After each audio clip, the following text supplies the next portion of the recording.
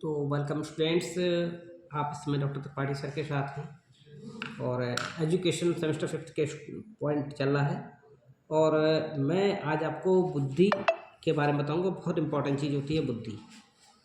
आप जानते हैं कि सारी शिक्षा बगैर बुद्धि के प्राप्त नहीं हो सकती है ना। तो बुद्धि बहुत ज़रूरी है। उसके बारे में आपका बुद्धि का प्रयोग होना शुरू हो जाए। आपके कहते हैं दिमाग नहीं चल रहा है, कभी कहते हैं दिमाग चल रहा है, तो ये सारी बातें आपको समझनी पड़ेंगी। आप पढ़ाई करने आ गए और आपको अपने दिमाग के ऊपर आपका मेन हथियार आपका दिमाग है, तो उस दिमाग को कैसे आप समझेंगे। तो यहाँ पे आपके सिलेबस में यूनिट 4 है, इसमें बताया गया बुद्धि और इसके प्रकार। हम बुद्धि को इंग्लिश में इंटेलिजेंस भी कहते हैं। अब ये बुद्धि हम अगर सही ढंग से प्रयोग बुद्धि को समझ गए तो हम अपनी पढ़ाई बहुत आसानी से कर पाएंगे। ये चीज़ तो सबसे पहले एक कॉन्सेप्ट है बुद्धि का। वो कॉन्सेप्ट क्या है? बुद्धि हम दैनिक जीवन में प्रयोग करते हैं, तो उसके लिए एक शब्द उन्होंने दिया है कि दो व्यक्ति कभी ये कहते हैं कि एक समान होते हैं। आप 3 लोग हो, तीनों लोग अपने अपने हिसाब से सोचते हो कि आपका अपना अपना दिमाग, लेकिन एक बात तो है कि तीनों में हर लड़की अपने आप को दूसरे से ज़्यादा स्मार्ट समझती होगी, दिमाग अपना तेज ज़्यादा समझती होगी कि मेरा दिमाग सबसे तेज है, मेरा दिमाग सबसे तेज है। ये चीज़ तीनों में कॉमन, मतलब एक तीनों में कॉमन होगी एक तरीके से, है ना। कभी जैसे ये सोचो कि ये वैसे तो कहोगे ये हमसे कम होशियार हो, ये हो, लेकिन जब ये ना सबसे ज़्यादा होशियार तो हम ही हैं, ये होती है। तो भिन्नताएं होती हैं, दो व्यक्ति कभी एक समान नहीं होते।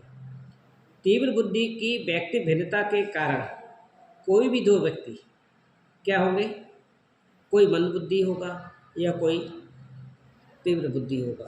तो ये चीज़ जैसे किसी को आपने सुस्त देखा होगा, तो कुछ को सक्रिय देखा होगा, कुछ को समस्याएं बहुत जल्दी सुलझाने की आदत है। बुद्धि क्या चीज़ है, मेन यहाँ पर असली पॉइंट आता है समस्याएं सुलझाने की बात।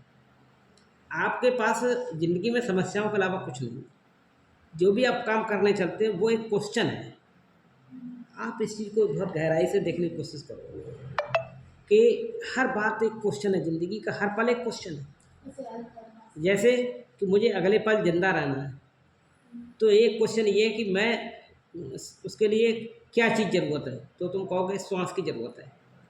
सबसे इम्पोर्टेंट, 1 मिनट अगर जिंदा रहना है, ये प्रश्न चिन्ह आपके पास है कि हमें अगर जिंदा रहना है तो प्रश्न ये है कि कैसे जिंदा रहना है। आपको अगले 1 मिनट के लिए कहा गया, आपको अगले मिनट तक जिंदा रहना है, तो आपके पास पहले क्वेश्चन तो यह है कि कैसे जिंदा रहना है। भाई कैसे जिंदा रहोगे, 1 मिनट अगले रहना चाहते हो, तो इसका आंसर आप ही के पास अगर सॉल्व करने की कृपा होगी तो आप कर लोगे कि सांस लेंगे तो हम जिंदा रहेंगे। इस प्रश्न का उत्तर आपके पास है। तो एक प्रश्न बना कि बहुत ज़रूरी क्या चीज़ है, वो सांस लेना ज़रूरी है। और सांस के लिए क्या ज़रूरी है, अगला प्रश्न ये है कि बोले स्वस्थ वातावरण या किसी भी उल्टी सीधी जगह पर कहीं बगैर वायु के बैठे जाए के कमरे में हम। तो यानी कि हर जगह पर आपने दिमाग चलाया, तो आपने दिमाग फ़ौरन चलाया, स्वस्थ वातावरण होना चाहिए, वायु अच्छी होनी चाहिए, वहाँ ऑक्सीजन की मात्रा वायु खूब सारी है, आंधी चल रही है और वहाँ कार्बन डाइऑक्साइड बह रही है, खूब सारी कार्बन मोनोऑक्साइड बह रही है, तो क्या आप जिंदा रह लोगे? हैं? तो यानी कि इसका भी आपके पास आपने फ़ौरन उत्तर दिया नहीं, तो यानी कि आप ही प्रश्न बनाएंगे, आप ही प्रश्न के उत्तर देंगे। तो इन प्रश्न के बनाना और प्रश्न का उत्तर पाना, इसी के बीच में पूरी ज़िंदगी झूल रही है। और इस चीज़ को झुला कौन रहा है? बुद्धि बैठी हुई है आपकी, वही आपके सामने क्वेश्चन। अब आपको क्वेश्चन समझने की शक्ति नहीं है, क्वेश्चन बनाने की शक्ति नहीं है, तो आप आगे बढ़ी नहीं। पहले क्वेश्चन बनाइए, फिर उसका आंसर निकालिए। अभी आपका एडमिशन हुआ तो क्वेश्चन था कि हमें एडमिशन लेना है, फिर आपके पास क्वेश्चन था कि एडमिशन लेने के लिए हमको कॉलेज जाना है, आपने उसका उत्तर भी निकाल लिया। बोले एडमिशन तो लेना है, लेकिन करना क्या है, तो आपका फ़ौरन उत्तर आया कॉलेज पहुँचो, यही प्रश्न का उत्तर है। और आपका दिमाग ही नहीं चल रहा होता, आपके मन में ये प्रश्न आता ही नहीं कि एडमिशन लेना है। तो जब एडमिशन लेना तो कैसे लेना है, ये सोचो ही नहीं, बैठे रहो ऐसे ही, कुछ मत सोचो दिमाग। तो उससे पूछा किसी ने कि भाई तुमने कुछ क्यों नहीं किया? बोले साहब हमारे दिमाग ही ना चल लो, तो हम तो बैठे थे बस छुट्टी। बोले 2 महीना हो गया, 3 महीना हो गया, तुम कॉलेज क्या ना रहे? बोले कुछ सोचिए ना पाते, मैंने बैठे रहते। अब नशेड़ी है कोई, नशा लेने लगे पेड़ के, तो वो क्या क्वेश्चन बना लेगा? और जब क्वेश्चन नहीं बनेगा तो उसका आंसर नहीं निकलेगा। तो यहीं पर बुद्धि का खेल है कि वही आपको क्वेश्चन बनवाएगा और उस क्वेश्चनों को कितना अच्छी तरीके से बनाना सीख गए आप।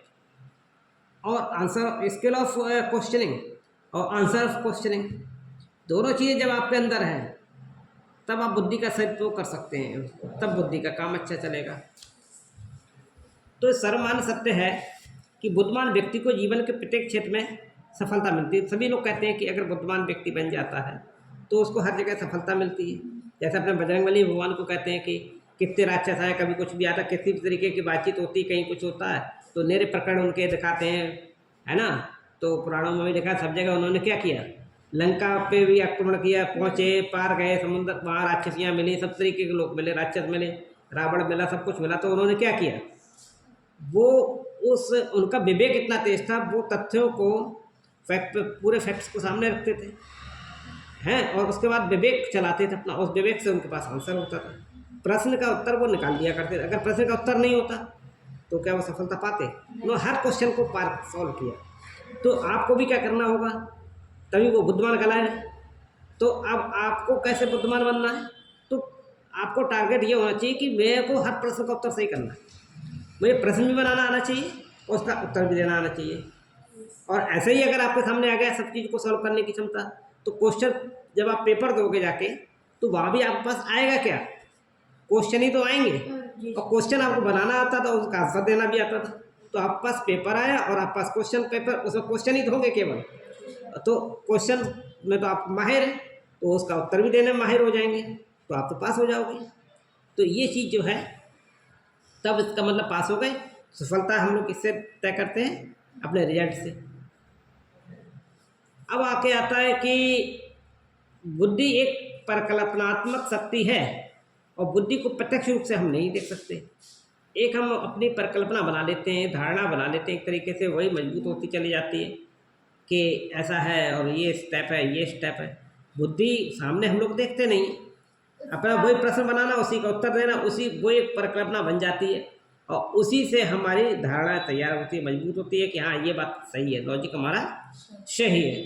अब बुद्धि के अर्थ को सन 1895 में, यानी कि 1900 सन से 5 साल पहले की बात है, 1895, हर्बर्ट स्पेंसर आए।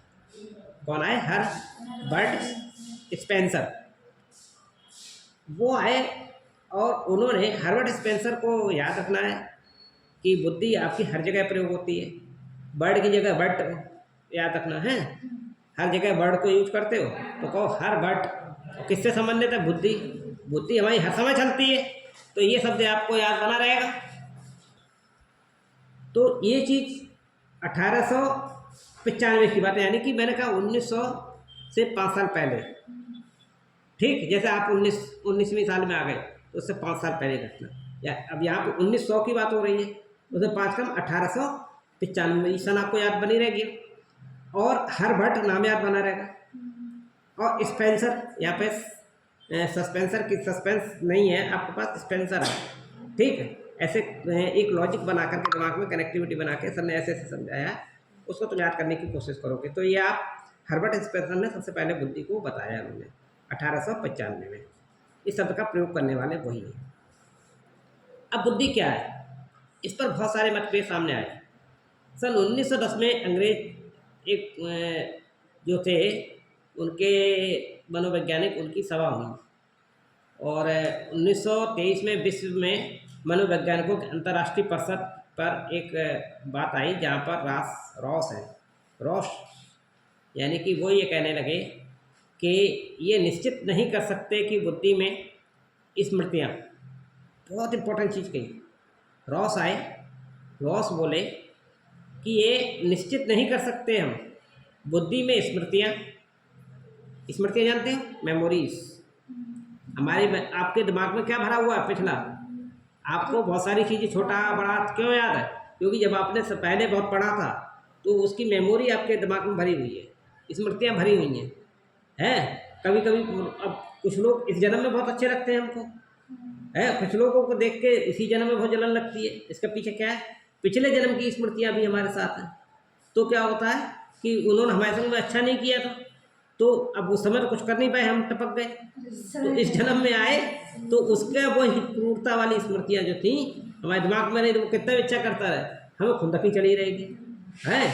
और कोई कोई ऐसे होते हैं कि जो बहुत बुरे से भी हों, सब कुछ हों, लेकिन वो भी बहुत अच्छे लगते हैं। तो यानी कि उन्होंने बहुत कभी उपकार किया हुआ हमारे ऊपर, तो वो स्मृतियाँ हमको याद दिला रही कि नहीं अच्छा। कभी कभी क्या होता है, तुमने एक टाइगर वाली बात सुनी होगी, इसके शेर शेर के पंजे में क्या था, हरकुलस वाली थी कहानी, तो उसमें कांटा घुस गया था और उन्होंने उसके शेर की कांटा निकाल दिया था। जब उसको भूखे शेर के पिंजड़े में डाला गया और शेर वही था, तो उसकी स्मृति चली। स्मृति वो होती है, उसने देखा ये तो वही आदमी है जिसने मेरी जान बचाई थी, तो वो आकर के उसको चाटने लगा। तो स्मृतियाँ ही हमको विद्वान बना देती हैं। अब स्मृतियाँ अगर दिमाग में नहीं है, बुद्धि में, तो हम भोंदू कहलाएंगे ही डेफिनेटली, है ना। तो स्मृतियों का खेल है सबसे पहले। तो ये कह रहे हैं रोज की कोई ज़रूरी नहीं है कि हमारे दिमाग में क्या क्या हो, स्मृतियाँ ही अगर स्मृतियाँ तो सब हम बहुत बड़े, सब कुछ है हमारे पास। कल्पना कल्पना शक्ति भी बहुत ज़रूरी है। अगर आप सोचोगे नहीं किसी बारे में तो भी आप कुछ नहीं कर पाओगे। सोचने की क्षमता बहुत जरूरी है कि अरे भैया 2 दिन बचे हैं, अब तो एडमिशन नहीं लिया तो बर्बाद हो जाएंगे, नुकसान हो जाएगा, ये है वो, टाइम से पहुँचो। हैं कल्पना करी कि अब हमें इतने बजे, कितने बज रहे घड़ी पर, तुमने सवेरे 4 बजे सोच लिया कि हमें तो स्कूल जाना है आज, तो बस निकल पड़े। तो कल्पना आपकी बताएगी नहीं नहीं अब वहाँ तो पहुँचने में आधा घंटा लगता है, तो हमारा 10 बजे कॉलेज खुलता है, तो हम 9 बजे घर से निकलने की कोशिश करेंगे, आधा घंटा पहले पहुँचेंगे टाइम से। ये थोड़े कि कल्पना ही आपको सेट करा देगी, हाँ प्रोग्रामिंग आपकी बनवा देगी। तो कल्पना का होना भी बहुत ज़रूरी है। साथ में इन्होंने कहा भाषा। अगर आप भाषा नहीं समझ सकते हो, अब भैंस के आगे बीन बजाते हो बैठे हुए, भैंस से कहो तुम बेवकूफ़ हो, फिर थोड़ी देर का तुम बहुत अच्छी हो, भैंस क्या जाने, क्योंकि वो भाषा नहीं जानती है।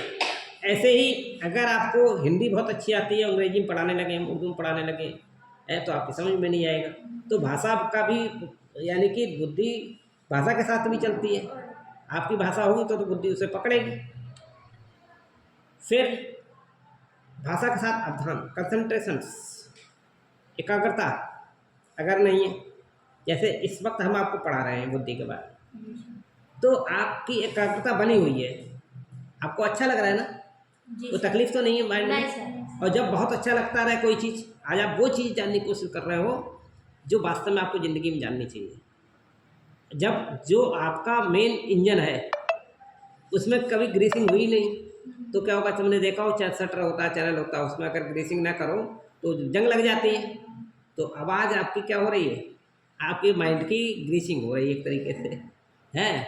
तो अब आपका दिमाग चलने लगेगा धीरे धीरे, सही सॉफ्ट तरीके से चलेगा। तो वहाँ पर एकाग्रता आपको बारे में बता रहे, कंसंट्रेशन बहुत ज़रूरी है। अगर हम कोई चीज़ बता रहे हैं, उसको आपने एकाग्र होकर ध्यान लगा करके सुना, तो आपको कुछ मिलेगा, है ना। और ये एकाग्रता भी इसमें कही, साथ में उन्होंने कही मोटर एबिलिटी और संवेदनाएं सम्मिलित हैं या नहीं। तो ये निश्चित नहीं है कि बुद्धि में ये सारी चीज़ें सम्मिलित हैं या नहीं है, क्योंकि ये एक सॉफ्टवेयर के तौर पर है, ये दिखाई तो देता नहीं कुछ भी, तो ये कोई गारंटी नहीं ये सारी चीज़ें मौजूद हो ही हो। बहुत सारे लोग आपने ज़िंदगी में देखे होंगे कि उनके अंदर एकाग्रता होती ही नहीं है, बड़ी चुल होती है। कोई बात बताओ उधम मचा रहे हैं, कोई बात बताओ सुनी नहीं ध्यान से, तो कोई ज़रूरी थोड़ी ये सब पाया ही जाए सब। तो संक्षिप्त में हम कह सकते हैं कि बुद्धि का एक अर्थ ही स्पष्टीकरण है, जिसे हम अंग्रेजी में कंस्ट्रक्ट के नाम से जानते हैं। इसलिए बुद्धि केवल अर्थ मात्र नहीं है, इसकी कोई भौतिक सत्ता नहीं है। भौतिक सत्ता न होने के कारण इसका डायमेंशन भी भौतिक नहीं है। यानी कि भौतिक क्या होता है, जैसे आप लोग बैठे हुए हो या आप भौतिक रूप में बैठे हुए हो, लेकिन अभी हम कहें भूत भी यहाँ बैठा हुआ है, भूत दिख रहा है क्या, वो भौतिक रूप में तो है ही नहीं। लेकिन यहाँ पर हवा भी है, तो आप इस बात को मानने को तैयार हो जाओ यहाँ हवा है। क्यों, आपको महसूस हो रहा है, क्योंकि आप सांस नहीं ले पाते, मर जाते। ऑक्सीजन आपको मिल रही है, हम क्या ऑक्सीजन है यहाँ पे, तो कहो बिल्कुल सर है, क्योंकि हम बगैर ऑक्सीजन के तो मर जाते, सांस ही नहीं ले पाते। तो ये प्रैक्टिकल बात है कि भले ही वो चीज़ ना दिख रही हो तो भी है। लेकिन अगर कोई कहे भूत है तो दिखते ही नहीं है, तो कैसे मान लोगे। तो इसीलिए हाँ कुछ भी नहीं। तो यही चीज़ जो है कि वो भौतिक है तो भौतिक रूप में वो सामने दिखाई देगा, और भौतिक का गुण अलग होता है। तुम लड़कियां हो, तुम्हारा भौतिक गुण अलग है, लड़कों का भौतिक गुण अलग होता है कि तुम लड़कियों का सबसे बड़ा भौतिक गुण क्या होता है? थोड़ी देर अभी तुमको शांत बैठे हो कहें और हम हट जाए तो शांत नहीं रहोगे, बातें करने लगोगे। ऐसा होता है भौतिक गुण लड़कियों के अंदर है। एक सबसे बड़ा चुटकुला बताया गया था कि वो 4 लड़कियां बैठी थी और वो चुप बैठी थी। तो क्या ऐसा हो सकता है? नहीं सर। तो ये सबसे बड़ा आश्चर्य मैं ढूंढा गया, बोले कोई सबसे बड़ा आश्चर्य सुना हो तो उन लोग फिर आकर मैं यही सुनाया जब हमने 4 औरतें बैठी देखी, बिल्कुल शांत बैठी थी, है ना। तो ये जो है कि कुछ गुण ऐसे हैं और जो दिखाई देते हैं, कुछ दिखाई नहीं देते। अब तुम लोग दिखाई दे रहे हो, ये भौतिकता का गुण है। बोरिंग आए, अब बोरिंग का मतलब देखिए, बोरिंग आएंगे तो आप बोर हो जाएंगे। बोरिंग का मतलब बोर कर दिया। वैसे तो पानी में बोरिंग होती है, एक वो भी बोरिंग होती है नहीं होती है। तो बोरिंग कह रहे थे बुद्धि परीक्षण जो मापता है वही बुद्धि है। बुद्धि एक ऐसा सामान्य शब्द है जिसका प्रयोग हम दिन प्रतिदिन की बोलचाल की भाषा में करते हैं। यानी कि इनका कहना सीधा सीधा ये है कि जिसे परीक्षण किया, हमने टेस्टिंग ली और उस टेस्टिंग वाला परीक्षण ने नापा, तो उसके हिसाब से जो उन्होंने टेस्टिंग क्वेश्चन बना दी 50, उसके हिसाब से आपको बुद्धि टेस्ट करी कि आप उसमें क्या उत्तर दे रहे हैं। तो जो आप उत्तर दे रहे हैं वही आपकी बुद्धि है। तो इनका कहना ये था बोरिंग का, तो बोर कर दिया उन्होंने। फिर आगे चलते हैं। इन्होंने कहा कि बोरिंग ने एक औपचारिक परिभाषा भी दी, बुद्धि परीक्षण जो मापता है, बुद्धि परीक्षण उन्होंने बनाया और उस पर उन्होंने जो नापा वो कह दिया वही बुद्धि है। फिर इसके बाद में क्या हुआ कि बहुत सारे मनोवैज्ञानिक आए और उन्होंने अलग अलग तरीके से समझाने की कोशिश। बुद्धि का वर्गीकरण किया गया, बुद्धि का क्लासिफिकेशन। जैसे तुम लोग 3 लोग हो तो तुम 3 लोगों के रूप में उसे डिवाइड कर दिया। पहले तुम्हारे साथ वातावरण का समायोजन, तुम्हारा क्या नाम है? नीतू। तो नीतू तुम्हारा नाम जो रख दिया हमने वातावरण में समायोजन है। तुमने वातावरण में समायोजन कैसे किया? अभी तुम घूम फिर रही थी, उस वातावरण में थी, अब तुम बैठ के पढ़ने लगी तो ये समायोजन हो गया। अपनी सहेली के साथ बैठ गई तो ये समायोजन हो गया। तो तुम्हारा क्या हो गया? वातावरण है ये पूरा। इस वातावरण में समायोजन करा तुमने। पहली चीज़ तो तुम हो गई। दूसरी चीज़ तुम हो गई सीखने की क्षमता का रूप, यानी कि तुम्हारे अंदर सीखने की क्षमता का रूप बढ़ रहा है।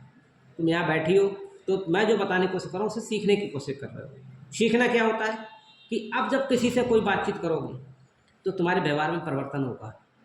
कि तुम जैसे अगर हमने तुम्हें बताया बुद्धि के बारे में प्रयोग करना तुम्हें सिखाया हमने कुछ, तो अब किसी और से जब बात करोगे तो तुम्हारा व्यवहार में जो अभी भौंदू वाला था अब परिवर्तन हुआ, थोड़े प्रैक्टिस करना शुरू कर दिए तो तुम्हें लोग कहेंगे अरे यार ये तो बदल गई लड़की, कुछ और तरीके से बातें करती है, तो इसका बदल गया स्टाइल है। तो सीखने की क्षमता के रूप में, यानी कि तुम्हारे अंदर क्षमता कैपेसिटी बढ़ गई। जैसे तुम आधा घंटा 1 घंटा बैठ ली और पहले तुम 5 मिनट बैठा करके सब लोग चक्कर पड़ गए, बोले अब तो ये 1 घंटा बैठ लेती पढ़ लेती है। तो यानी कि इसके अंदर सीखने की क्षमता का यानी कि रूप बढ़ गया। तो तुम्हारा हो गया वातावरण से समायोजन, तुम हो गई सीखने की क्षमता, तो सीखने की क्षमता का रूप हो गया। और तुम्हारा हो गया कोमल अमूर्त चिंतन करने की योग्यता, यानी कि जो चीज़ नहीं दिख रही है उसके बारे में भी चिंतन कर रहे हो। अभी हमने कहा भाई कौन सी हवा लेते हो, तो तुमने फ़ौरन कहा ऑक्सीजन लेते हैं भैया। तो फिर तुम सोचने लगी अच्छा ठीक है ऑक्सीजन का चिन्ह क्या होता है, तो तुम 8 साइड की नहीं समझ पाई। हमने ऐसे गोला बनाया तो समझ गई कि इसका मतलब है 0 या फिर O, 2 ही अक्षर होते हैं। तो 0 तो गिनती में आ जाता है, हाँ O2, यानी कि O किसका? ऑक्सीजन का। तो और 2 का मतलब ये होता है 2 ऑक्सीजन के अणु उसमें एटम मिल गए। तो इस तरीके से O2 हो गया आपका, तो ऑक्सीजन हो गया। तो ये O कह रहा है ना कि 0। तो इसकी पहचान आपने अमूर्त चिंतन किया एक तरीके से, 8 साइड के होते हुए आपने बात को समझ लिया। अब चूंकि आप ये कहो केमिस्ट्री वाले लोग जानते हैं इसको, लेकिन भैया जानना तो तुम बीए में तुम्हें भी जानना चाहिए, क्योंकि लेती तो तुम हो, ऑक्सीजन तो लेती हो, दोस्ती है इससे, और ऐसी दोस्ती है इसके बगैर जिंदा नहीं रह सकते हो। ऐसे एक हाइड्रोजन होती है, हाइड्रोजन से बोले हमारा क्या नाता है? नाता, क्योंकि अगर 2 हाइड्रोजन के अगर अणु आपको एटम मिल जाते हैं आपको, और एक ऑक्सीजन मिलता है। जब ऑक्सीजन तो तुम्हें लेना ही है, लेकिन यही दो ऑक्सीजन का एक ऑक्सीजन हट गया और वो दो हाइड्रोजन साथ मिल गया जाके, तो क्या बन जाएगा? वाटर, पानी। तो पानी जो पीते हो वो पानी कैसे बन गया? ये देखिए अमूर्त चिंतन चल रहा है, दिखाई नहीं दे रहा कुछ भी, अभी पानी दिखा रहा है, नहीं दिख रहा है, लेकिन हमने यहीं पर तुमको सोचने की शक्ति में ये बदल दिया कि हाँ। तो ये था कि आपने एक चीज़ जानी, एक तो ऑक्सीजन के बारे में जाना। अभी तक तुम केवल सांस ले जाया करती थी, उसमें ऑक्सीजन बोले हवा लेते हैं, लेकिन आज आपको ये पता चल गया जो पानी लिक्विड रूप में तुम पीते हो वो कैसे बना। उसी ऑक्सीजन को अलग कर दिया, दो O2 की जगह केवल O रहने दिया, और हाइड्रोजन के दो कर दिए, H कहते हैं हाइड्रोजन से, तो H2 यानी H2 और O वो, तो H2O हो गया। तो H2O का मतलब क्या होगा? पानी। तो जो पानी पीते हो तो तुम्हें एक शब्द का ज्ञान और हो गया। तो ये चीज़ जो थी अमूर्त चिंतन करने की योग्यता सामने आई, तो तुमने माइंड में क्या किया कि माइंड में भी ही सोचना शुरू कर दिया। वो क्या तुम्हें इसकी मूर्ति दिख रही है? ऑक्सीजन की नहीं दिख रही, हाइड्रोजन की दिख रही है? नहीं दिख रही है, लेकिन इन सबको जोड़ जाड़ के तुमने एक अमूर्त चिंतन किया और कोई चीज़ बना ली। तो ये अमूर्त चिंतन की शक्ति जो है कोमल के पास है, और सीखने की क्षमता तुम्हारे पास है, वातावरण से समायोजन तुम्हारे पास है। ये एक ट्रायंगल दिया गया है, बुद्धि का वर्गीकरण किया गया है 3 रूपों में। समझ में आ रहा है ना? फिर आपके सामने आती है कि वुड बर्थ आए। वुड और बर्थ यानी कि लकड़ी अगर बेकार हो जाए, वुड मीन्स लकड़ी होती है, बर्थ बेकार। वुड बर्थ को जैसे देखा इन्होंने, वुड बर्थ ने क्या कहा? वैसे बर्थलेस होता है बेकार होना, तो वुड बर्थ आते हैं। वुड बर्थ का कहना है बुद्धि कार्य करने की एक विधि है। बुद्धि क्या है? एक कार्य करने की विधि है, यानी कि अगर बुद्धि आपके पास है तो एक कोई भी काम करोगे। मैंने कहा ना, क्वेश्चनिंग आंसरिंग, और इससे आपके अंदर बुद्धि कार्य करने की एक विधि बन गई।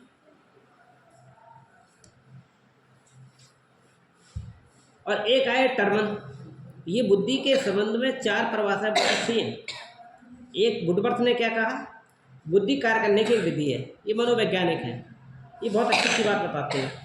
कार्य करने की विधि है बुद्धि, बोले ठीक है भाई, कार्य करने की तो विधि है, कार्य करेंगे तो, लेकिन ये फुल परिभाषा नहीं बदलेंगे जाके। दूसरे ने क्या कहा? बुद्धि अमूर्त विचारों के बारे में सोचने की योग्यता है। खाली अमूर्त विचार ही करते रहोगे तो क्या ये बुद्धि चल जाएगी? ये भी नहीं चलेगी। तो ये टर्मैन से टर गए, मन को टर गए, यानी टर्मन, मन जो था टर गया, ऐसे समझ लो, याद कर लेना, टर मन। तो ये बोले बुद्धि अमूर्त विचारों के बारे में चिंतन करने की बात है, तो ये भी बात गलत हो रही।